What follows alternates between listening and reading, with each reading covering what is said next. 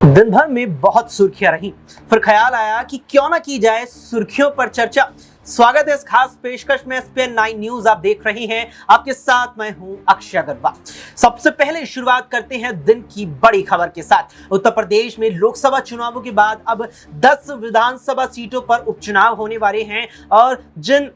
10 विधानसभा सीटों पर उपचुनाव होंगे उसमें करहल विधानसभा सीट भी शामिल है, जहां से सपा मुखिया अखिलेश यादव ने 2022 के विधानसभा चुनावों में जीत दर्ज की थी और विधानसभा तक अपना रास्ता तय किया था। लेकिन बीते आम चुनावों में कन्नौज सीट से जीत दर्ज करने के बाद अखिलेश यादव ने करहल से अपना इस्तीफा सौंप दिया, जिसके साथ ही वो सीट खाली हो गई और अब उसके साथ अन्य और 9 विधानसभा सीटों पर उपचुनाव होने वाला है, जिसके लेकर के जल्द ही चुनाव आयोग तारीखों का ऐलान कर देगा। ऐसे में अब बड़ी खबर और बड़ी जो सियासी गलियारों में बात निकलकर सामने आ रही है वो ये है कि अखिलेश यादव और समाजवादी पार्टी की तरफ पल्लवी पटेल, जी हां, सिराथू से विधायक और अपना दल कामेरावादी की मुखिया पल्लवी पटेल वापसी कर सकती है। जिस तरीके से इस साल के राज्यसभा चुनावों के दौरान उनका अखिलेश यादव के साथ विवाद हो गया था और राज्यसभा चुनावों में उन्होंने क्रॉस वोटिंग करते हुए एनडीए प्रत्याशी के समर्थन में वोट डाले,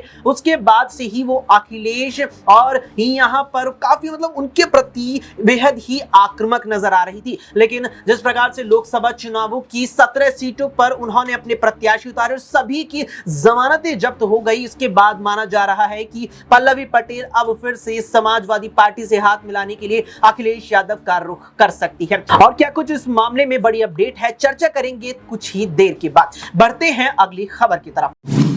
जेडीयू प्रमुख और बिहार के मुख्यमंत्री नीतीश कुमार को लेकर बीते शनिवार बड़ी खबर सामने आई। बड़ी खबर सामने निकलकर ये आई कि नीतीश कुमार की अचानक तबीयत बिगड़ गई। बता दें कि नीतीश कुमार की तबीयत बिगड़ने की खबर इससे पहले भी सामने आई थी, लेकिन बीते शनिवार को अचानक से ही ये जानकारी सामने आती है कि मुख्यमंत्री नीतीश कुमार पटना में ही मौजूद थे और अचानक से उनकी तबीयत बिगड़ गई, जिसके बाद डॉक्टरों की एक बड़ी टीम उनके आवास पहुंची, जहां उनकी तत्काल तरीके से जांच की गई और हालांकि उसके बाद निकलकर सामने आया कि यहां पर कुछ हद तक ही यहां उनकी तबीयत बिगड़ी थी, जिसके बाद उन्हें आराम भी लग गया। लेकिन यहां बता दें कि नीतीश कुमार ने इस साल बड़ा खेला भी कर दिया। जिस प्रकार से लोकसभा चुनावों से ठीक पहले महागठबंधन छोड़ते हुए नीतीश कुमार ने एनडीए में वापसी की थी, उसने इंडिया गठबंधन का या कहीं महागठबंधन का बिहार में बड़े स्तर पर खेल बिगाड़ दिया और भाजपा को इससे बड़ा फायदा भी मिला।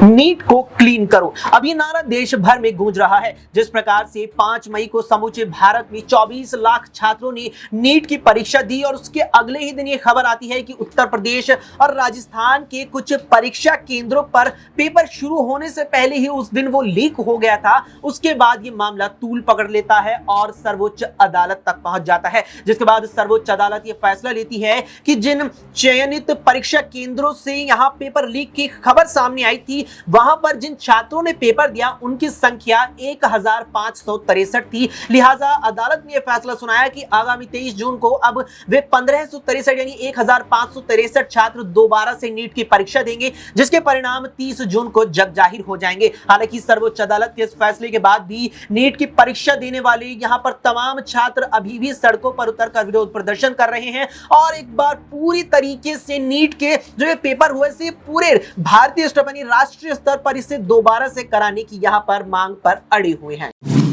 मध्य प्रदेश के पूर्व मुख्यमंत्री शिवराज सिंह चौहान जब अपने संसदीय क्षेत्र विदिशा में पहुंचे तो महिलाओं ने उनका जोरदार स्वागत किया और केवल इतना ही नहीं बल्कि मुस्लिम समाज की महिलाओं ने भी फूल मालाएं पहना करके पूर्व मुख्यमंत्री का स्वागत किया। बता दें कि शिवराज सिंह चौहान ने इन्हीं आम चुनावों में विदिशा से 8 लाख वोटों के भी भारी अंतर से जीत दर्ज की और एक बड़ा रिकॉर्ड अपने आप में ही बना दिया। साथ ही इन आम चुनावों में भारतीय जनता पार्टी की तरफ से सबसे बड़े मार्जिन से जीतने वाले नेता भी शिवराज सिंह चौहान बन गए। साथ ही बताते चले कि शिवराज सिंह चौहान मध्य प्रदेश के तकरीबन 17 सालों तक मुख्यमंत्री रहे हैं, लेकिन बीते साल हुए राज्य के विधानसभा चुनावों में बीजेपी आलाकमान ने बेहद ही कड़ा फैसला लेते हुए शिवराज सिंह चौहान को मुख्यमंत्री की कुर्सी से हटा करके नए नवेले मोहन सिंह यादव को सूबे की जिम्मेदारी सौंप दी थी। हालांकि उसके बाद शिवराज सिंह चौहान को लेकर लगातार ये कयास लगाए जाते रहे कि क्या अब शिवराज सिंह चौहान भाजपा छोड़कर के कांग्रेस का रुख करेंगे, क्योंकि उन्हीं के चेहरे पर यहाँ कहीं ना कहीं चुनाव लड़ा तो गया ही था, भले ही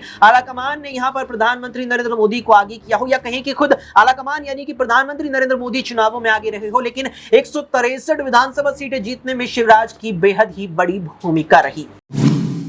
एनडीए 3 पॉइंट सरकार का गठन बीती 9 जून को हो गया, जिसके बाद अब 24 जून को संसद का सत्र शुरू होना है जो अगले 8 दिन तक चलेगा। ऐसे में 26 जून को यहां लोकसभा अध्यक्ष के पद का भी चुनाव होना है, लेकिन उसे लेकर अब भारतीय जनता पार्टी की चिंताएं बढ़ती नजर आ रही है। एनडीए खेमे में भाजपा के बाद टीडीपी 16 सांसदों के साथ दूसरी सबसे बड़ी पार्टी है, तो जेडीयू 12 के साथ तीसरी बड़ी सबसे पार्टी है। और टीडीपी के चंद्रबाबू नायडू ने बीजेपी आलाकमान के सामने मांग रख दी है कि अब की बार लोकसभा स्पीकर हमारे दल से होना चाहिए, और कहीं ना कहीं जेडीयू ने भी इसका समर्थन कर दिया है, क्योंकि जिस प्रकार से जेडीयू के राष्ट्रीय प्रवक्ता केसी त्यागी ने साफ तौर पर टीडीपी की इस मांग को लेकर कहा है कि हमें उम्मीद है कि बीजेपी यहां आपसी सहमति से फैसला लेगी और जल्द ही हमें लोकसभा का स्पीकर भी देखने को मिलने वाला है। अब बढ़ते हैं दिन की सबसे बड़ी खबर की तरफ। जिस प्रकार से अखिलेश यादव से राज्यसभा चुनावों के दौरान पल्लवी पटेल का विवाद हुआ, और विवाद का आलम यह रहा कि जिनके समर्थन से पल्लवी सिराथू से यहां विधायक बनी,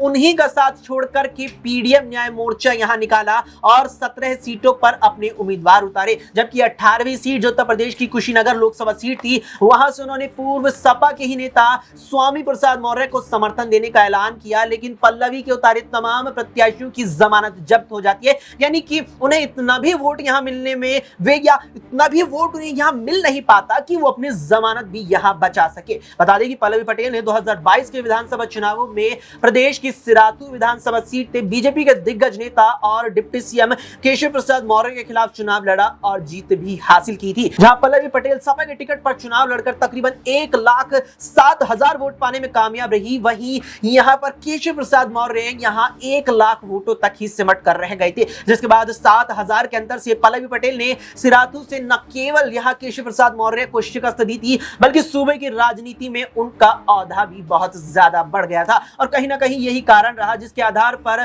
पल्लवी पटेल ने अखिलेश यादव के सामने बड़ी मांग ये रख दी कि राज्यसभा के